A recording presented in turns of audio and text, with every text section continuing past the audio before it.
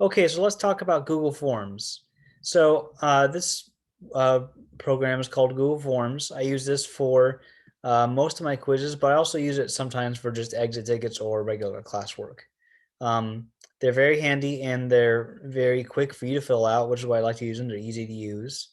Now I've already filled out this quiz or this exit ticket, and I just need to hit submit now. But if you guys just so we can go through it, my full name, Nathan Reedy. What is a tectonic plate? And my answer is a continent. What makes tectonic plates move? Heat currents of solid rock called mantle convection move under the plates, causing the plates to slide on top. How do geologists map or locate tectonic plates and their boundaries? And I said that they find earthquakes. Okay, so those are my answers. Now I'm going to click submit. Now, because there's a short answer problem here, usually I don't grade these kinds of quizzes if there's even just one short answer question because Google can't grade this. I have to go in there and grade it. So I wait till I'm able to grade this before I'm able to return a grade to you. And by the way, before I click submit, do you see, you might see this switch at the bottom that says send me a copy of my responses. If you, for whatever reason, you want a record of your original responses, you can turn that on. I'm just going to leave it off. But I will, and anyway, sorry, the responses would be emailed to you. So I'm going to click submit. Now I can't show you how to view your grade. Oh, okay, submit again. So here, first of all, I can't really see my grade here because the grade has not been released. So you would have to wait until your grade is released before you can know if that last question or those questions are graded right or wrong. So let's wait for some time to pass.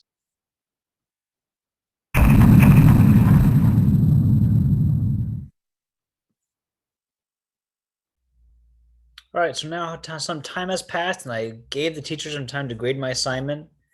And if I look at my emails now, I will see nothing. Here we go. Had to refresh it. Okay, so I see graded 3.29 tectonic exit ticket, which was a quiz grade. So, okay, I want to see my grade there. So I click on the email, and the email is kind of handy actually. It tells me I got a 4 out of 7. And so let's see here. Oh, here we go. Actually, I'm sorry. I was looking for a different email. So that's Google Classroom. So it says NReady score release 3.29 Titanic exit theory exit ticket. Okay, so again, I got my score, and if I click on this view button here, it will take me directly to the form. The previous email I showed you would do the same thing. It would just go through Google Classroom. And I was going to show you that in a second anyway. So it'll show me my results. So what is a tectonic plate? Oh, it wasn't a continent. I got that wrong. So I'll have to retry that problem.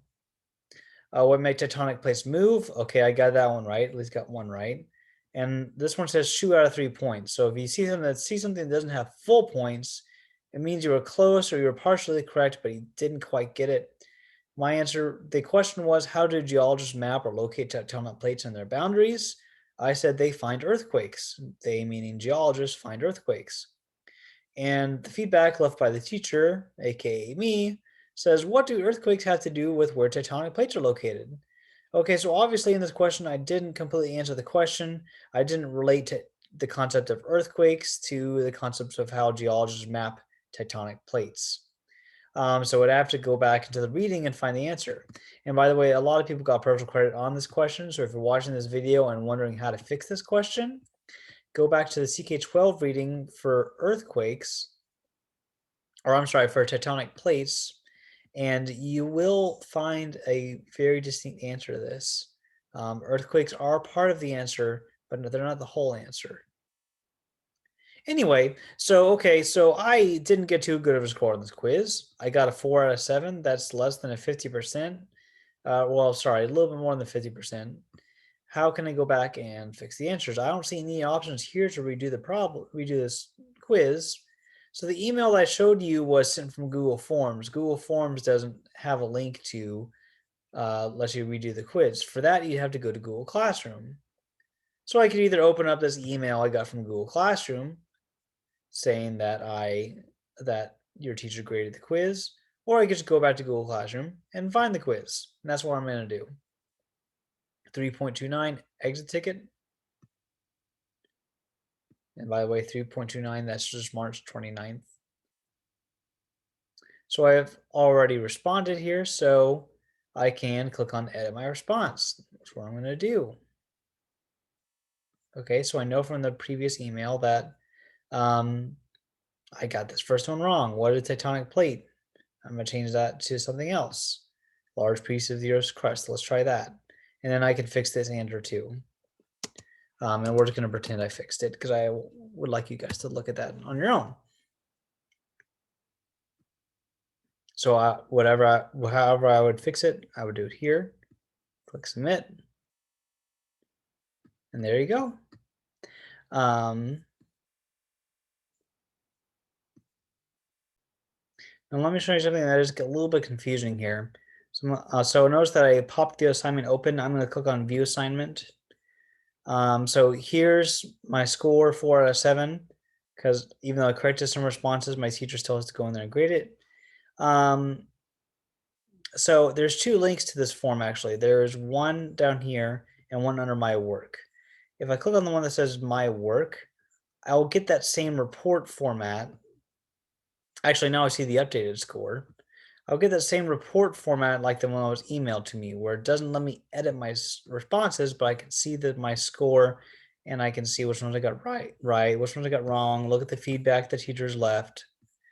But I can't redo anything. So if I want to redo it, I have to click on this link right here, which is like the main link. I know that's a little bit confusing, but here it says I've already responded, and I click on this blue link that says edit my response. That's a little bit confusing, but that's just the way Google Classroom and Google Forms are set up. So just be aware that that in order to redo the quiz, you have to click on this main link here. If you want to look at your results, you click on this link here.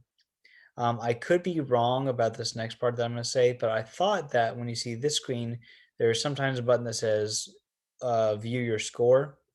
I could be wrong about that, but that button might be there sometimes so you can look at your score. All right, so the last video you guys are going to watch is about some of the Google Docs or PDF assignments that you guys will be turning in.